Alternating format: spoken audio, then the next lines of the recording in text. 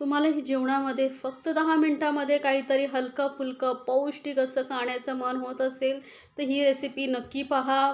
आपण ही रेसिपी कुकरमध्ये बनवणार आहोत. अगदी रेस्टॉरंटसारखी दाल खिचडी, जी चवीला एकदम अप्रतिम लागते. बनवायलाही खूप सोपी आहे.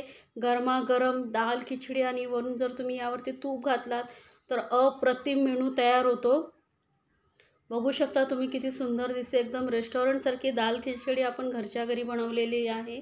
तेही कुकरमध्ये. त्यामुळे झटपट होते आणि तुम्हाला असं पोटभरीचं जेवण होतं आणि पचायला तर एकदम हलकी-फुलकी आहे आणि तर पौष्टिक आहेच. तर त्यासाठी आपल्याला लागणारं साहित्यही खूप कमी आहे. सर्वप्रथम आधी आपण घेणार आहोत तांदूळ. तर इथे बघा 1 कप मी बासमती तांदूळ घेतलेला आहे, जुना तांदूळ घेतलेला आहे. तुम्ही घरी जो रेग्युलर तांदूळ असतो तोही घेतलात तरी चालेल. कुठला तरी 1 कप घ्या, म्हणजे तुम्हाला मापाला बरोबर सोपं जाईल. तर मी हा मेजरिंग कप घेतलेला आहे. तुम्ही घरातली वाटी घेऊ शकता. तर आता इथे मोठ्या भांड्यामध्ये मी हा 1 कप तांदूळ काढून घेतलेला आहे.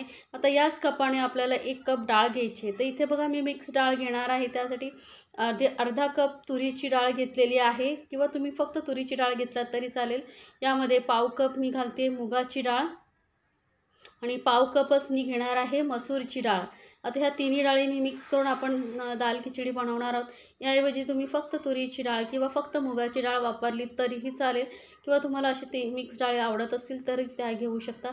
आता डाळ आणि तांदूळ आपण मिक्स करून घेणार आहोत आणि हे स्वच्छ आपल्याला एकत्र असं धुवून घ्यायचं आहे 2-3 वेळा. तर डाळ आणि तांदूळ आपलं धुवून झालेलं आहे. आता याला आपण फोडणी देणार आहोत. तर त्यासाठी आपण वळूया गॅसकडे. तर गॅसवरती मी कुकर ठेवला आणि त्यामध्ये 1 मोठा चमचा तेल घेतलेला आहे. सोबतच 1 चमचा तूप घेतलेला आहे. तुपामुळे आपली दाल खिचडी चवीला अप्रतिम लागते. तर तूप नक्की घाला. तर तूप वितळलं की यामध्ये मी घालते 1 चमचा जिरं. जर तुम्हाला इथे राई घालायची असेल तर घालू शकता, पण मी फक्त जिऱ्याची फोडणी देणार आहे. आणि 1 सुकी लाल मिरची घालते आहे. सोबतच 1 तेजपत्ता घालायचा आहे आणि 1 मिरची मी अशी लांबट कापून घेतलेली आहे. तुम्हाला जर तिखट अजून जास्त आवडत असेल तर 1 मिरची अजून घातला तरी चालेल. कढीपत्ता घातला आहे खूप सारा. सोबतच 1 कांदा घालायचा आहे, बारीक चिरून घेतलेला आहे कांदा. आता हे आपण व्यवस्थित तेलामध्ये परतून घेणार आहोत. तुपामुळे काय होतं, दाल खिचडीला चवही खूप छान येते आणि पौष्टिकही आपली दाल खिचडी तयार होते. तर कांदा थोडासा लालसर होईपर्यंत आपण तेलामध्ये भाजून घेणार आहोत. तर यामध्ये मी थोडीशी घालते पाव चमचा एवढा हिंग. हिंगामुळे डायजेशन पॉवर ठीक होते, त्यामुळे मी हिंग वापरलेला आहे. हिंग आधी सुरुवातीला मी फोडणीमध्ये घातलेला नाही, कांद्यामध्ये इथे घातला की तो करपत नाही. आता कांदा बघा थोडासा परतला गेल्यानंतर यामध्ये घालते मी आलं लसूण पेस्ट. तर आलं लसूण पेस्ट फ्रेशच घातलेलं आहे मी. थोडंसं आलं, अर्धा इंच एवढं आलं आणि 5-6 लसणाच्या पाकळ्या किसून घेतलेल्या आहेत. त्यामुळे चव खूप छान येते. ताजं तुम्ही आलं लसूण वापरून बघा, चवीला अप्रतिम लागते खिचडी. तर बघा कांदा, आलं लसूण पेस्ट हे आपलं चांगलं तेलामध्ये परतून घ्यायचं आहे, म्हणजे याचा जो कच्चा फ्लेवर आहे तो निघून जाईल. तर कांदा हे थोडा लालसर झालेला आहे. यावेळेस यामध्ये 1 मोठ्या आकाराचा टोमॅटो चिरून घेतलेला आहे बारीक, तोही आपण यामध्ये मिक्स करूया.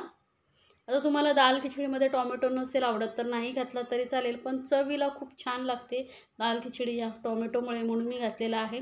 त्यामध्ये काही हलके-फुलके मसाले घालणार होते. 1 चमचा मी घालते धने पावडर. अर्धा चमचा एवढे मी घालते हळद. हळदीमुळे कलर खूप चांगला येतो. सोबतच अर्धा चमचा एवढंच मी लाल मिरची पावडर घालते, कारण 1 हिरवी मिरचीही घातलेली आहे. अर्धा चमचा कसुरी मेथी घालते. कसुरी मेथीला थोडंसं तव्यावर गरम करून हाताने त्याची अशी पावडर केला तशी पावडर तयार होते. आता हे मसाले आपण चांगले तेलामध्ये मिक्स करून घेणार आहोत, म्हणजे त्याचा जो कच्चा फ्लेवर आहे तो निघून जाईल आणि सुगंध खूप सुंदर येईल आपल्या जेवणाला. तर मसालेही तेलामध्ये चांगले मिक्स करून झालेले आहेत बघा. टोमॅटोही थोडा हलका सॉफ्ट झालेला आहे.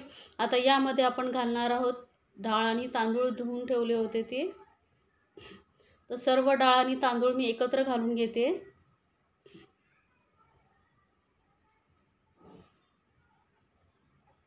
तर ही डाळ आणि तांदूळ मी घालून घेतलेला आहे.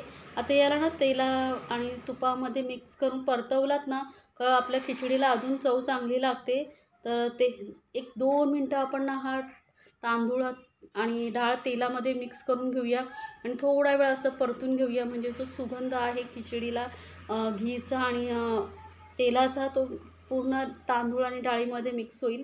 त्यामुळे थोडं हलकं मिक्स करून घ्यायचं आहे आपल्याला. तर बघा मस्त असं मिक्स करून घेतलेलं आहे तेलामध्ये आपण, आणि तेलावरती तांदूळ आणि डाळ थोडंसं परतून घेतलेलं आहे. आता यामध्ये आपल्याला घालायचं आहे पाणी. तर पाण्याचं प्रमाण तुम्ही किती घेणार आहात, तर ज्या कपाने तांदूळ आणि डाळ मोजून घेतली होतं त्याच कपाने आपल्याला इथे 5 कप पाणी घालणार आहोत. म्हणजे तांदूळ जे घेतलेले होते 1 कप तांदूळ आणि 1 कप डाळ, त्याच्या डबल पाणी आणि 1 कप वरून थोडंसं जरा घालायचं. म्हणजे काय होतं, डाळ तांदूळ आणि चांगली शिजली जाते, मऊ शिजली जाते, तेव्हा रेस्टॉरंटसारखी चव येते सॉफ्ट थोडी झाले की. म्हणून 5 कप मी इथे पाणी घेतलेलं आहे. आता तुम्ही म्हणाल की कुकर पूर्ण भरत आला आहे तरी, पण यामध्ये आपण जेव्हा मीठ आणि हळद वगैरे तेल घालतो त्यामुळे ते अजिबात कुकरमधून बाहेर येत नाही. आणि गॅस आपल्याला एकदम मीडियमवरती ठेवायचं, म्हणजे ते पाणी बाहेर येत नाही. आता मिक्स करून घेतलेलं आहे. आता यामध्ये आपण घालणार आहोत गरम मसाला पावडर. तर अर्धा चमचा गरम मसाला पावडर घालते आहे. चवीनुसार घालायचं आहे मीठ. तर होममेड गरम मसाला आहे, याची लिंक मी डिस्क्रिप्शन बॉक्समध्ये देते, जिथे जाऊन तुम्ही पाहू शकता घरच्या घरी गरम मसाला कसा बनवायचा. वरून थोडीशी कोथिंबीर घालते आहे. कोथिंबीर मिक्स करून घेऊया आपण. आणि याला आता आपण कुकरला शिट्या काढून घ्यायच्या आहेत. कमीत कमी 3 शिट्यांमध्ये आपली दाल खिचडी एकदम परफेक्ट तयार होते. जास्त काढू नका, नाहीतर खालून लागू शकते. तर मी 3 शिट्या करून घेते. 3 शिट्यांमध्ये डाळ तांदूळ व्यवस्थित शिजतात. तरी बघा आपली आता कुकरला शिटी येते.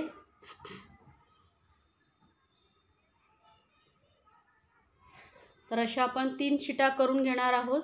आता तुमच्या कुकरला किती शिट्यांमध्ये डाळ तांदूळ शिजतात ते तुम्ही पाहून ठरवू शकता किती शिट्या काढायच्या आहेत. पण जास्त शिट्या काढू नका, नाही तर खालून लागू शकतं. कारण आपली इथं डाळ खिचडीचं चव आपली बिघडेल. तर इथे मी 3 शिट्या करून घेतलेल्या आहेत. आता कुकर पूर्णपणे थंड करून घेऊया.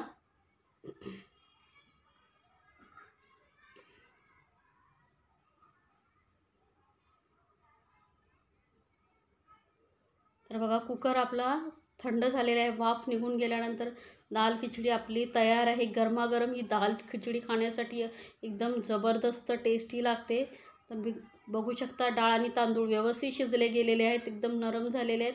या पद्धतीने आपल्याला ही डाळ खिचडी बनवायची असेल. आता तुम्हाला थोडंसं अजून जर पातळ हवी असेल, जशी रेस्टॉरंटमध्ये थोडीशी पातळ असते, तर तुम्ही 1 कप पाण्याचं प्रमाण अजून वाढवू शकता. पण ही इतपत खाण्यासाठी ही खूप छान लागते. गरम गरम तळलेले पापड आणि ही गरमागरम अशी दाल खिचडी. तर नक्की बनवा आणि मला कमेंट्समध्ये जरूर सांगा तुम्हाला ही रेसिपी कशी वाटली.